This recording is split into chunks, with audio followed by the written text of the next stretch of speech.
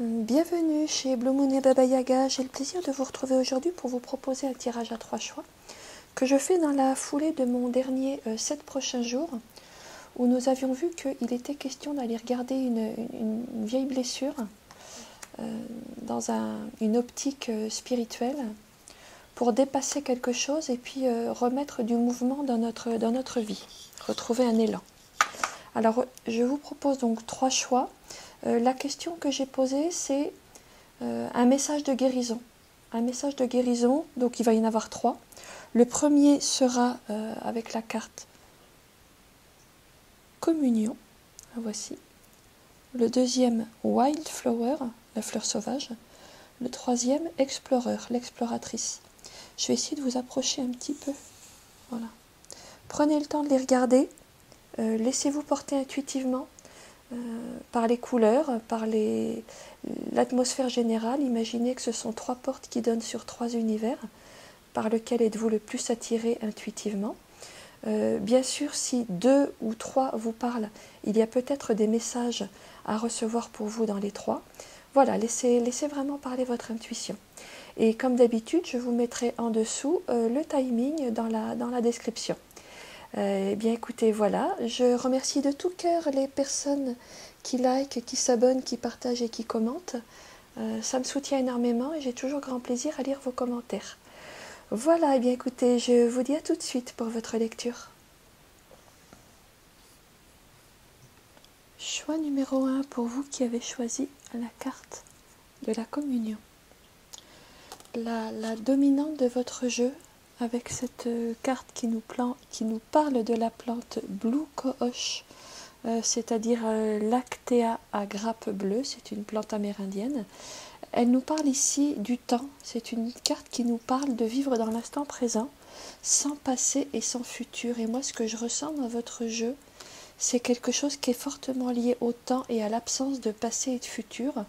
Alors ici, évidemment, c'est présenté comme étant quelque chose de positif et de spirituel, de vivre dans l'instant présent, mais j'ai l'impression que dans votre jeu, cette absence de passé et de futur pourrait être au cœur d'une blessure que vous avez dû traverser. L'impression que j'ai, c'est qu'il y a des personnes parmi vous qui ont manqué de perspective, de destin, d'avenir dans l'enfance, comme si vos parents n'avaient pas investi sur vous, comme si vos parents n'avaient pas eu de projet d'avenir sur vous et ne vous avaient pas inventé, imaginé, désiré un destin. Et qu'il pourrait y avoir eu, de ce fait, beaucoup de flou, de non-dit dans votre histoire personnelle, possiblement en lien avec vos parents et avec votre mère. On a quand même la papesse et l'impératrice qui sont sortis, qui nous parlent quand même de la maman. L'impression que ça me donne, c'est que alors possiblement votre mère, ça peut être votre père aussi, mais très probablement c'est sur la mère, votre mère ne s'est pas beaucoup investie affectivement en vous, dans le sens où elle n'a pas fait de projet d'avenir pour vous. Elle n'a pas fait de projection, de désir, comme souvent les mères ont pour leurs enfants. Tu seras, je ne sais pas quoi, une grande artiste, un grand chercheur, ou que sais-je. Souvent les mères ont des projections pour leurs enfants. J'ai l'impression que ça n'a pas été votre cas, et que pour vous ça a été une souffrance. Bien sûr, ce n'est pas nécessairement une souffrance, mais ça pourrait l'avoir été pour vous. Alors, il se peut qu'il y ait eu une douleur relationnelle entre vos parents aussi. Ça concernera peut-être pas tout le monde, mais ça fait partie du tirage. Il se pourrait que votre mère, ne s'étant pas sentie épaulée, soutenue, accueillie, aimée par votre père, ait eu du mal, au moment de votre naissance, à envisager l'avenir. Ça a été douloureux pour elle. Ça parlera peut-être pas à tout le monde, mais bon, ça fait quand même partie du tirage. C'est comme si vous n'aviez pas eu de destin et que donc vous aviez dû le créer vous-même. Il vous a appartenu, pour vous qui avez choisi la carte communion, de créer vous-même votre destin. Ça vous a quand même fait permis de développer une très grande autonomie. Hein. Ce que vous avez fait, c'est que vous avez réussi à vous ouvrir à la blessure, à accepter que cela avait fait partie du chemin, que cette épreuve-là avait fait partie de votre destin.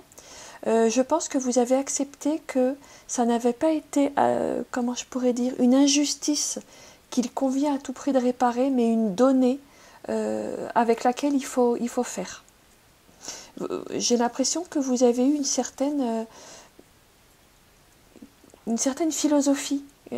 Vous avez accepté les choses avec une certaine philosophie. Et ce que vous avez fait, ou que vous êtes en train de faire, c'est de vous remettre en chemin, de dépasser une blessure émotionnelle et de vous remettre en chemin pour aller inventer vous-même votre propre histoire. Ce qui se passe, c'est que ce cavalier de coupe, il se met en chemin vers l'as de denier. Il se met en chemin vers sa terre promise. Il se met en chemin vers son propre jardin intérieur qu'il va lui-même aller découvrir et cultiver. Ce que je vois pour vous, c'est une reparentalisation de vous-même.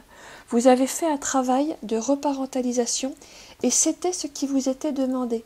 Ce que je veux dire par là, c'est que la blessure d'origine n'était pas une injustice, une erreur de la vie, mais plutôt les conditions parfaites pour que vous appreniez à vous créer vous-même votre propre destin, à vous réinventer vous-même votre propre avenir, parce que c'était ça que vous étiez venu apprendre. C'est au cœur de votre apprentissage de vie.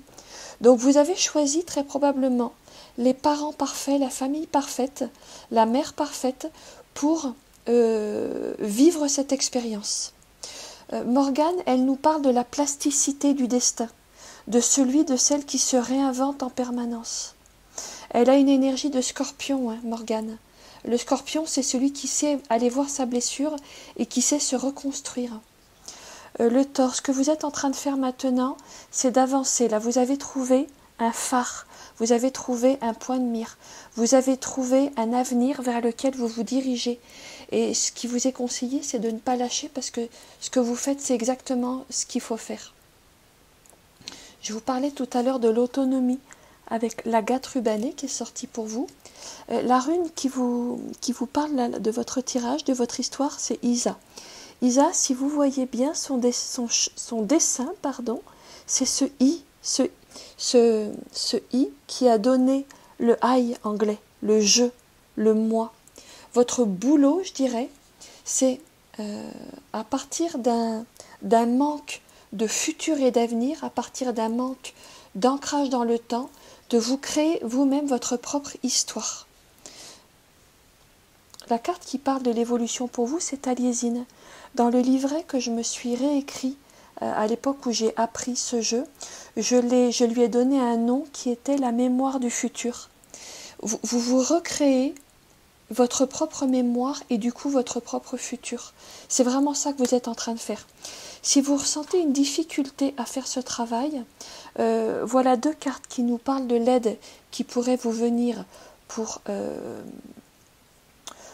transformer cette blessure originelle en un chemin de vie, en une mission de vie.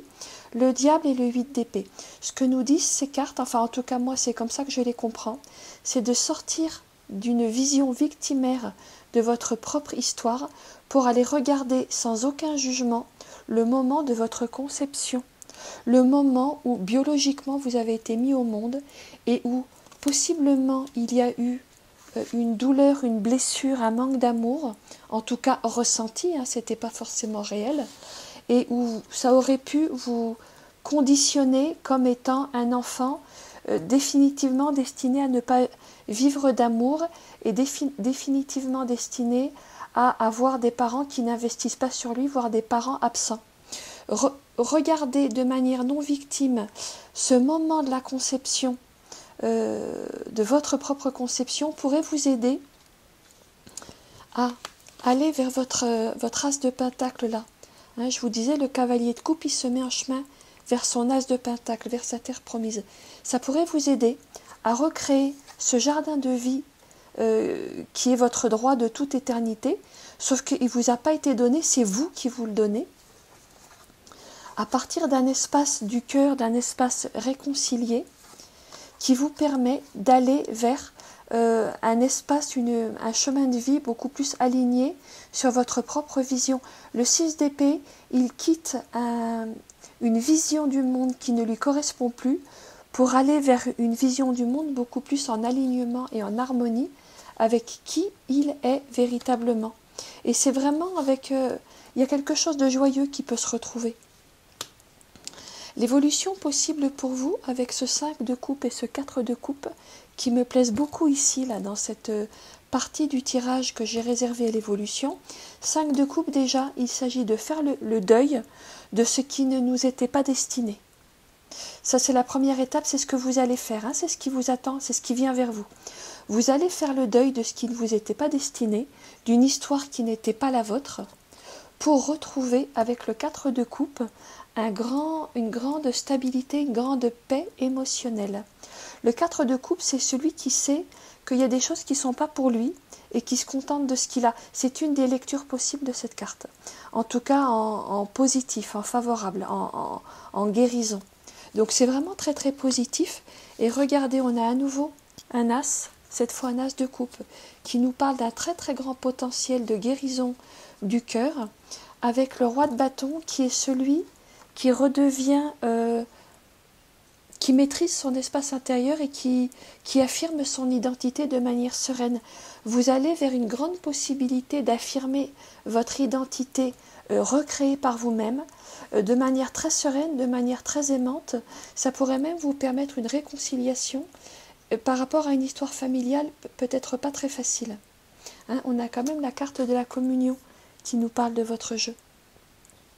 C'est comme si, dans votre jeu là très très marqué par le temps, vous passiez d'une absence d'avenir, d'une absence de destin, parmi tout ce qui pourrait être donné là dans les cadeaux de naissance d'un nouveau-né, comme si voilà, il n'y a pas eu ce destin, il n'y a pas eu cet avenir, comme si donc vous passiez de cette absence d'avenir à mémoire du futur, à une recréation, à une réécriture de votre histoire par vous-même, pour vous-même et par vous-même. Et ça fait partie, je pense, des apprentissages, je dirais même que ça semble probablement être au cœur de l'apprentissage que vous étiez venu faire dans cette vie. Donc c'est vraiment magnifique. Hein. On termine quand même avec 2 as et ce roi de bâton. Très très beau pour vous qui avez choisi la carte de la communion. Eh bien écoutez, j'espère que cette petite lecture vous aura donné des clés. Je vous remercie, je vous dis à bientôt chez Blue Moon et Baba Yaga. Choix numéro 2 pour vous qui avez choisi la carte Wildflower, la fleur sauvage.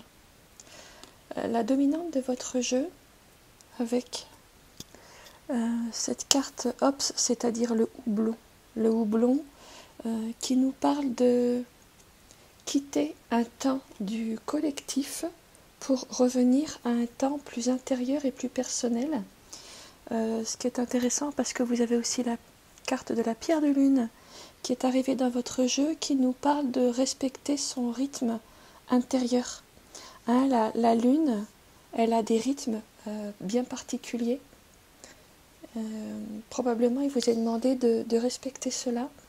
On va voir qu'on a aussi la rune Uruz qui est une rune de la déesse mère avec tout ce qu'elle comporte à la fois d'extrêmement protecteur, de rassembleur d'un groupe, mais aussi éventuellement, et on va voir que ça vous concerne, d'un enfermement, d'une contrainte qui n'est pas très bien vécue. Ce que je vois là, ce sont des personnes. Alors on a le 10 de coupe et la carte de la force. Je vois des personnes qui vivent mal un groupe familial un petit peu envahissant. Alors ça peut être familial, ça peut être professionnel, ça peut être associatif, ça peut être un groupe d'amis, peu importe. Mais il y a un groupe qui en apparence est harmonieux, fondé sur des valeurs positives et bienveillantes, mais qui en réalité dont vous ne vivez pas très bien la présence. Et je ne suis pas en train de dire que ce groupe en réalité n'est pas bienveillant, ni positif, ni chaleureux, mais vous ne le vivez pas bien. Ce que vous vivez, vous, c'est l'impression de manquer d'espace personnel. de ne pas avoir, entre guillemets, votre pouvoir personnel. Si vous êtes habitué de la chaîne, vous savez que la notion de pouvoir personnel, je la prends avec quelques pincettes, mais il s'agit quand même là pour vous de reconnaître qu'il y a un vécu douloureux par rapport à un espace personnel ou une identité personnelle que vous avez du mal à trouver. La force, c'est quand même la carte du lion. Le lion, il a besoin d'affirmer son identité. Ça fait partie de ses programmes. Donc, une fois de plus, hein, il ne s'agit pas de dire que c'est un groupe ou une personne, une famille, un ensemble d'amis, un milieu professionnel qui ne serait pas bienveillant, mais vous ne vivez pas bien, comme une espèce d'obligation de faire semblant que tout va bien. Je sens une parole qui est muselée. Je sens une parole qui est muselée. Il se peut que dans un passé récent, vous ayez soit commencé à trancher des liens, soit eu l'envie de trancher des liens parce qu'il y a eu des prises de conscience en vous que quelque chose n'allait pas. Sauf que pour l'instant, vous pourriez ressentir une certaine solitude, un désert, dans le sens où quelquefois on peut ressentir la solitude à deux, la solitude dans un groupe, dans une famille. On peut se sentir seul parce qu'on ne partage pas les mêmes valeurs.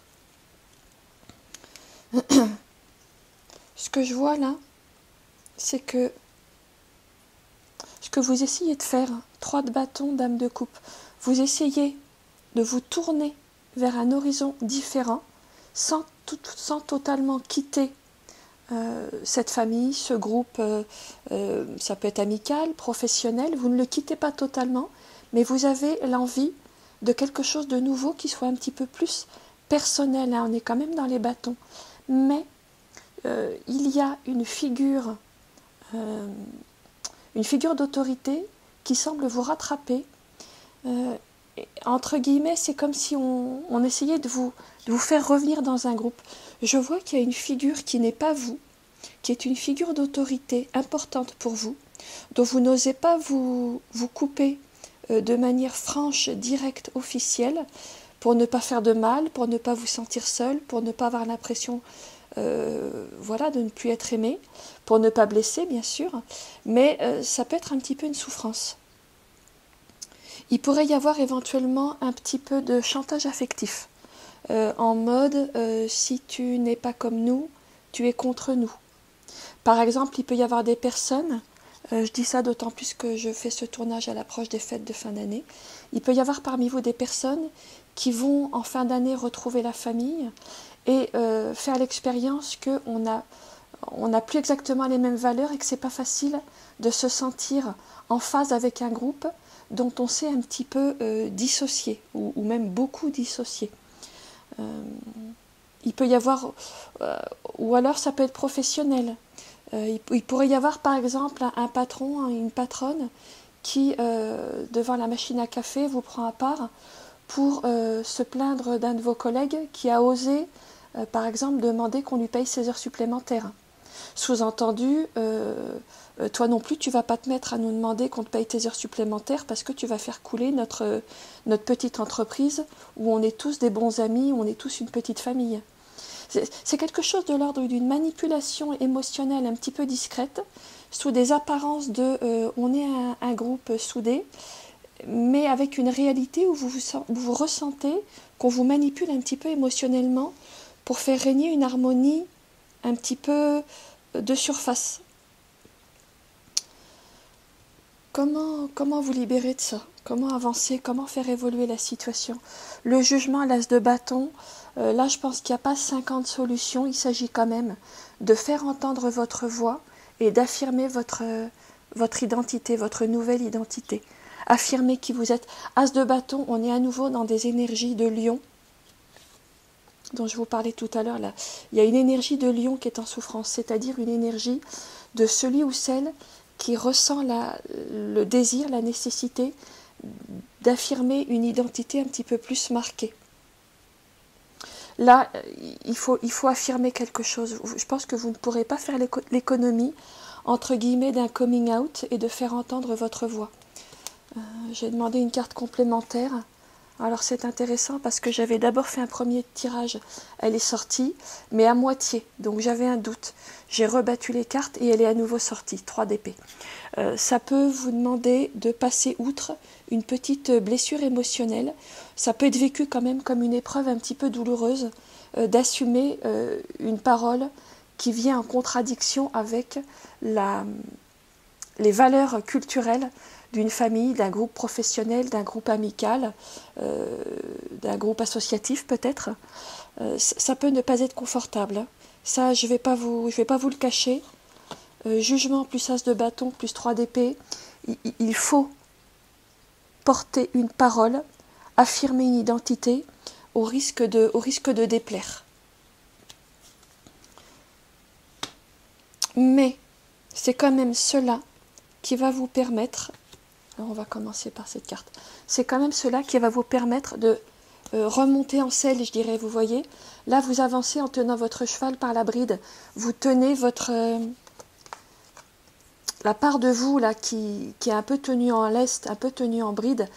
Là, pour l'instant, vous essayez de museler un élan vital qui n'a pas sa place dans un groupe. Vous marchez, mais en le tenant en bride. Et là, vous remontez sur votre monture. Vous reprenez, entre guillemets, toujours un pouvoir personnel qui est plutôt la responsabilité de votre espace intérieur et une maturité d'adulte. On a quand même le mot roi, le roi. Je dirais redevenir roi-reine en son royaume, ce qui n'est pas du tout une royauté de pouvoir écrasant, qui n'est pas du tout une royauté d'une souveraineté infantile où on ferait tout ce qu'on voudrait, mais plutôt d'une prise de responsabilité et d'assumer son autonomie, de se comporter en adulte. Donc je reviens à ces cartes-là. L'évolution possible pour vous, roi d'épée, 2 de bâton. Il s'agit quand même de redevenir, avec le roi d'épée, on a à nouveau la notion de la royauté, de devenir adulte, de se poser en adulte dans ses interactions avec un groupe, avec une famille, avec un groupe quel qu'il soit. De mettre en place des relations adulte-adulte plutôt que enfant-parent. Pour l'instant, là je reprends des termes d'analyse transactionnelle, adulte et parents et enfants.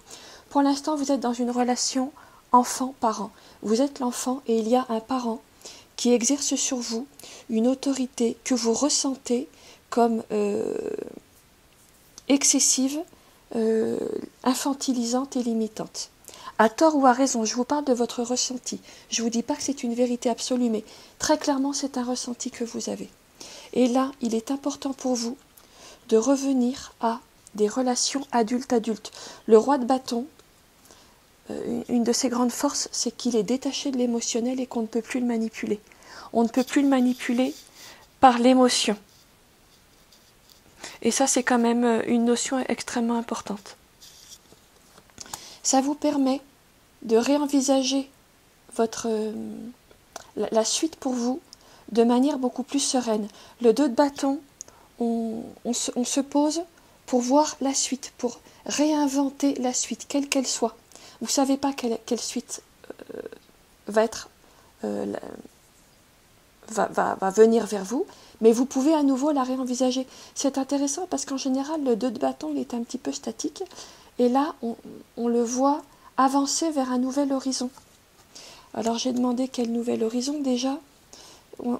Il s'agit, quel que soit cet horizon, avec la reine de denier et tempérance, il s'agit de vous recentrer sur vous, de reprendre soin de vous, pour faire un petit peu mieux circuler les fluides, les énergies d'échange et de communication. Ça va apporter quand même une guérison déjà en vous, et possiblement dans votre environnement, dans vos relations, dans l'expression de qui vous êtes. Vous avez quand même choisi la carte Wildflower. Un des sens de cette carte, c'est... il y a plusieurs sens. Le premier, fleur sauvage, elle nous parle d'être un électron libre. Une fois de plus, il ne s'agit pas de la liberté de faire n'importe quoi ou de faire tout ce qu'on veut comme on veut, mais plutôt de la liberté qui est fondée sur la responsabilité. Mais en tout cas, Wildflower, elle ne fleurit pas, la fleur sauvage, elle ne fleurit pas dans un jardin à la française où toutes les fleurs sont en garde à vous.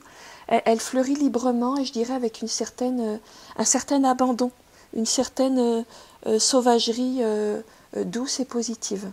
Et puis un des autres messages de cette carte, c'est vous devenez l'oracle, c'est-à-dire vous devenez celui ou celle qui reçoit l'information, qui traite l'information et qui prend les décisions. Vous vous libérez d'un parent, d'une injonction parentale qui pense à votre place, qui décide à votre place et qui vous dit « ceci est bien pour toi, ceci n'est pas bien pour toi ». Il y a une prise de responsabilité. Alors quitte parfois à se tromper, mais c'est pas grave. On a le droit de faire des erreurs dans la vie. Et ça vraiment, voilà, vous accomplissez, je pense, c'est l'évolution pour vous, vous accomplissez votre programme de fleurs sauvages qui va fleurir, mais en se libérant d'une pensée collective, en prenant des distances d'une pensée collective qui pour l'instant ne vous sert plus et en vous recalant sur vos rythmes personnels. C'est ça que vous faites pour vous qui aviez choisi la carte Wildflower. Eh bien écoutez, j'espère que cette petite lecture vous aura donné des clés. Je vous remercie et je vous dis à bientôt chez Blue Moon et Baba Yaga. Pour vous qui avez fait le troisième choix, Explorer. Une carte qui nous donne la dominante de votre jeu, Angelica, donc la plante de l'angélique. Je pense qu'il va s'agir de dissiper des blocages. D'autant que vous avez le cristal de roche qui est tombé avec votre tirage, qui nous parle aussi de dissiper des blocages. L'explorer, c'est quelqu'un qui a besoin de faire des explorations, qui a besoin d'aller vers le monde, qui ne se satisfait pas de ce qu'il ou elle a et qui a envie de plus, qui a envie de faire des découvertes. Alors, j'ai l'impression qu'il y a en vous une personne qui s'est mise à nu, qui a essayé de recommencer quelque chose à zéro, en se donnant en toute simplicité, en essayant d'oublier des vieux souvenirs, des vieilles mémoires, des vieilles douleurs, en essayant de retrouver son innocence pour recommencer quelque chose de tout nouveau, en prenant le risque aussi d'être blessé. Mais il semblerait que ça ne se soit pas passé comme vous le souhaitiez, puisque là, pour l'instant, je vous sens plutôt en protection, en retrait et en besoin de guérir. Alors, il se pourrait que vous viviez actuellement, 5 de coupe, valet de denier, une difficulté à tourner la page sur quelque chose de douloureux, une difficulté à accepter quelque chose qui ne vous a pas plu, un deuil qui ne se fait pas, et que ça vous amène à gamberger pas mal, à vous interroger énormément sur qu'est-ce qui s'est passé, entre guillemets, à quel moment ça a merdé. Qu'est-ce qui s'est passé pour qu'à un moment ou à un autre du parcours, quelque chose qui avait bien commencé ne se passe pas bien. J'ai demandé un éclaircissement là sur votre situation. 6 de coupe, page de denier, roi de coupe. Moi, ce que je vois, c'est quelqu'un qui a eu le sentiment, à tort ou à raison, hein, de rencontrer une âme sœur qui s'est vraiment offert totalement dans un esprit de nouveauté. Ah, on a 2 fois le valet de denier. Valet de denier, page de pentacle, c'est le même. Donc il y a quelqu'un qui est vraiment reparti dans un esprit de nouveauté, d'innocence, avec beaucoup de bonne volonté. Hein. Le page de denier, il a beaucoup de bonne volonté pour aller vers un roi de coupe, un roi de cœur. C'est comme si, par exemple, si vous êtes une femme, vous aviez pris le risque de réouvrir votre cœur en toute honnêteté, en toute simplicité, parce que vous avez rencontré un homme qui pour vous est une figure, j'allais dire de prince charmant, j'exagère un petit peu, mais d'un homme à qui vous souhaiteriez donner votre cœur. Il peut y avoir aussi une recherche d'un homme rassurant. Alors, interprétez si vous êtes un homme, hein, c'est valable aussi, c'est pas spécialement genré comme tirage. Vous avez pu vous mettre en danger, retrouver une innocence et en toute sincérité, offrir votre cœur à une personne en qui vous avez reconnu ou cru reconnaître une âme sœur. Sauf que apparemment ça ne s'est pas passé comme vous le souhaitiez, puisque à présent, je vois quand même deux personnes là qui se font un petit peu la tête. Alors ici c'est un homme et une femme, bon quelle que soit votre situation, hein, ça peut être deux hommes ou deux femmes, mais sur un plan relationnel et probablement des relations du cœur, il y a un homme et une femme qui campent chacun sur ses positions, l'un étant plutôt dans une énergie de feu. Ça pourrait être vous, quelqu'un qui a du désir, qui a une envie, qui a un élan, et quelqu'un qui serait plutôt dans une énergie froide, qui serait plutôt dans une énergie mentale, et qui vous répondrait « Oulala, attends, ne nous emballons pas, prenons le temps de réfléchir ». Quelqu'un qui freinerait un petit peu des quatre fers. Hein, on a quand même la rune Éoise qui nous parle des partenariats. Elle est liée à l'âme de l'amoureux. Mais ici, vraiment, l'amoureux qui se pose des questions quand même sur sa relation. J'ai demandé une carte pour clarifier. On a le mat qui est sorti. Il pourrait y avoir, probablement chez vous, la tentation de se dire bon, je vais aller voir ailleurs parce que ça ne marche pas cette affaire. J'ai l'impression que c'est là où vous en êtes. Vous pourriez ressentir quand même avec la fluorine un désir de rééquilibrer, de remettre de l'ordre dans une situation que vous sentez confuse, mais ça pourrait être remettre de l'ordre en partant. Alors, la suite pour vous. Avec Camelot, il s'agit de rester fidèle à un idéal. Ce qu'on vous dit, en tout cas ce que viennent vous dire les cartes aujourd'hui, c'est que peut-être c'est pas forcément le moment de partir tout de suite, que peut-être d'abord il faudrait essayer de regarder où vous en êtes par rapport à vos idéaux. Qu'est-ce qui a vraiment été trahi et qu'est-ce qui est juste? Le conseil que viennent vous donner les cartes, 9 de denier, 3 de bâton, c'est déjà de revenir à votre espace intérieur, qui est certes un espace de solitude, on est quand même en degré 9, mais aussi qui est un espace 9 de denier dans lequel on va aller se réaligner sur ses valeurs, faire un bilan de qu'est-ce qui est le plus important pour moi. Et à partir de cette intériorité, peut-être sortir de l'intériorité pour faire un premier pas avec le 3 de bâton vers l'autre. Essayer de voir qu'est-ce qui est possible, qu'est-ce qu'on peut remettre en route en essayant de rester le plus aligné possible sur ce qui est juste pour nous, sans se trahir, mais sans non plus rester dans une demande infantile. En degré 9, on est quand même dans une maturité. Donc il pourrait s'agir aussi de lâcher des demandes infantiles, que l'autre réponde à vos demandes, et en toute maturité de revenir vers quelque chose. J'ai demandé des cartes pour clarifier, on en a 3 qui sont tombées. Le 2 d'épée, qui vous dit c'est pas le moment de prendre une décision précipitée et la réponse ne viendra pas du mental, elle viendra de l'intuition. On retrouve notre reine de bâton qui insiste sur le fait que la résolution, a priori, elle est plutôt entre vos mains que entre les mains de l'autre, et le 10 de coupe qui nous parle quand même d'une harmonie.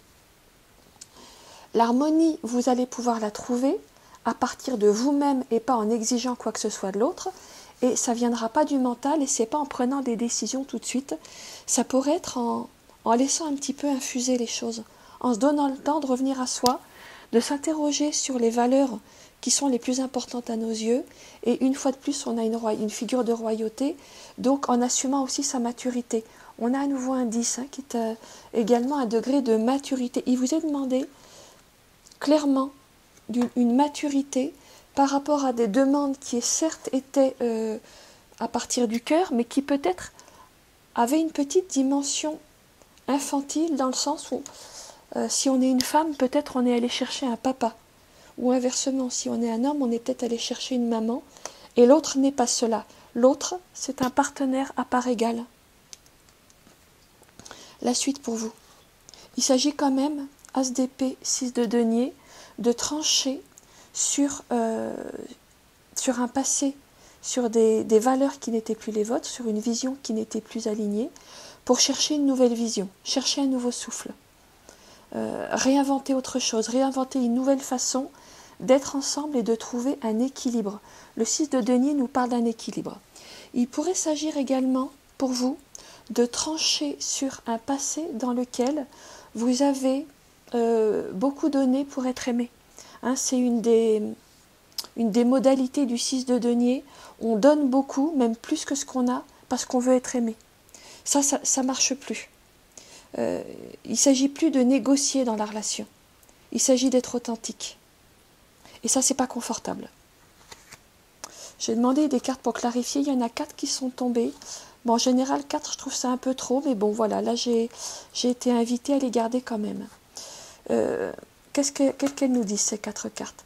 La reine d'épée, c'est la femme blessée qui va guérir de sa blessure, qui va prendre de la maturité et dépasser des blessures émotionnelles pour aller de l'avant, pour cicatriser, pour continuer d'aller vers un partenariat plus joyeux. On a 2 degrés 3 qui nous parlent des partenariats. Vous avez quand même dans votre jeu le 3 de bâton, le 3 de coupe et le 3 de pentacle, donc il est, 3 de denier, pardon. Donc il est quand même question de revenir à des partenariats. Avec le 3, de sortir d'une solitude ou d'une bouderie. En degré 3, il y a une expression, il y a une parole de réconciliation, quelque chose qui va vers l'autre. Hein, avec le degré 3, qui vient 3 fois dans votre jeu, il s'agit de ne plus rester enfermé en soi-même, mais de faire un premier pas. Il y a quand même des réconciliations et des partenariats qui peuvent se faire malgré tout. Hein, si on dépasse une blessure, on a la possibilité de retrouver des partenariats, des échanges qui se font sur la base du cœur. Et on termine quand même votre jeu avec une des plus belles cartes qui soit, la carte du monde, qui est celle qui peut se remettre à nu. Hein, on avait commencé notre jeu avec une personne qui s'est mise à nu, qui a pris le risque d'être blessée. Et là, très belle réconciliation. Celle qui s'est mise à nu vit le fait qu'elle peut se donner en tout abandon sans être blessée. Je trouve que cette carte du monde boucle à merveille votre jeu.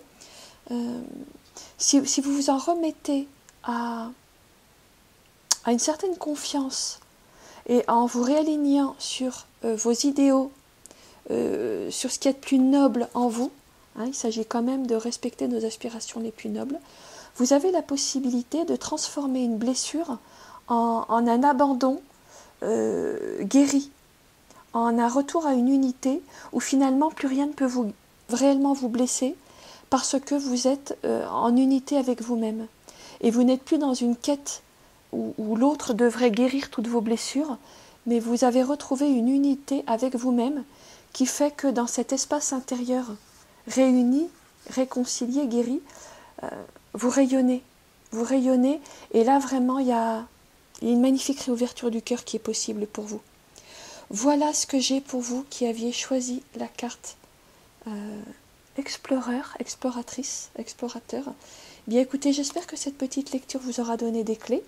Je vous remercie, je vous dis à bientôt chez Blue Moon et Baba Yaga.